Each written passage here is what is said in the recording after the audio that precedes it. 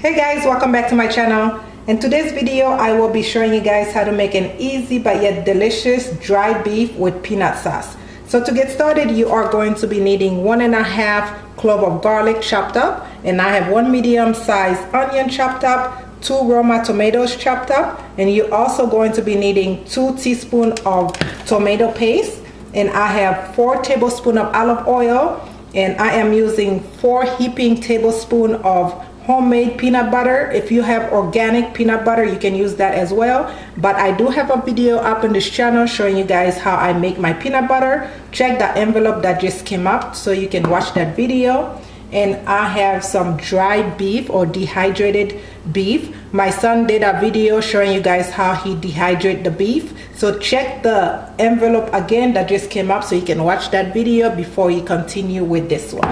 And you will also be needing 4 cups of water and some salt and pepper to taste.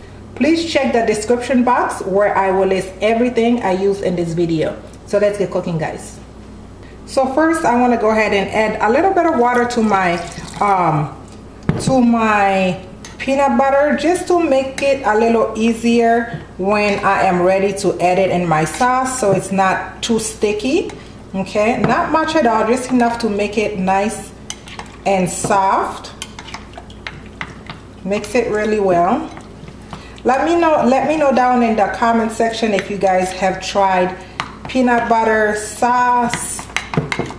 If you haven't, let me know if that's something you're willing to try. To tell you the truth, I've been with my husband for 19 years and I have never agreed to try peanut butter sauce until recently when I went to Uganda.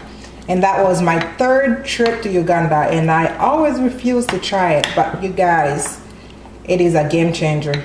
I tried it and now I want it all the time, including my kids. My husband just laughed at me because I was fussing about not wanting it, and now I just love the sauce.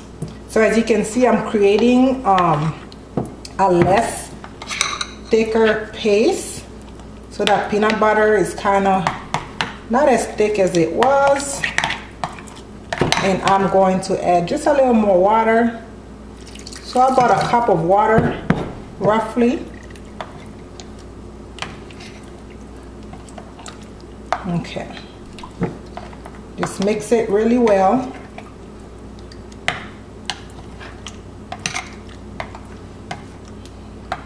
It smells so good. I love peanut butter, but I always just had it in my bread. Now it's so fun to cook with it. Okay, just like that. Now I'm going to set that to the side and we can start cooking our beef and stuff. Now you want to go ahead and turn your stove to medium high and go ahead and add your oil and add your onion. We are going to fry the onions until they are nice and tender. We are not looking for them to turn any color at all. We just want them to be nice and soft. Okay, so this may take about a good 5 to 8 minutes or so. Now you want to go ahead and add your garlic. Okay, and right away go ahead and add your tomato.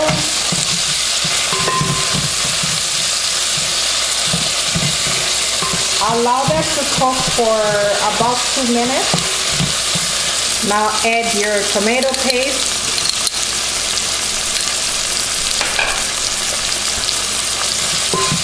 And stir it up.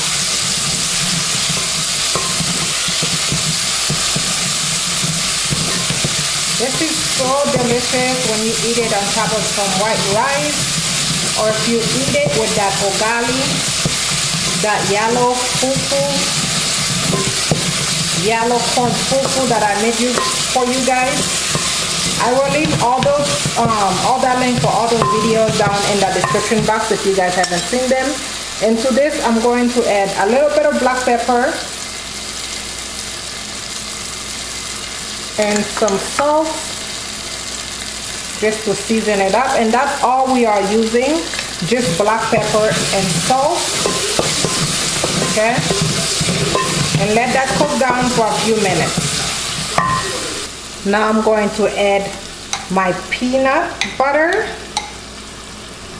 I'm going to save just a little bit just so I can see if this is too thick or not.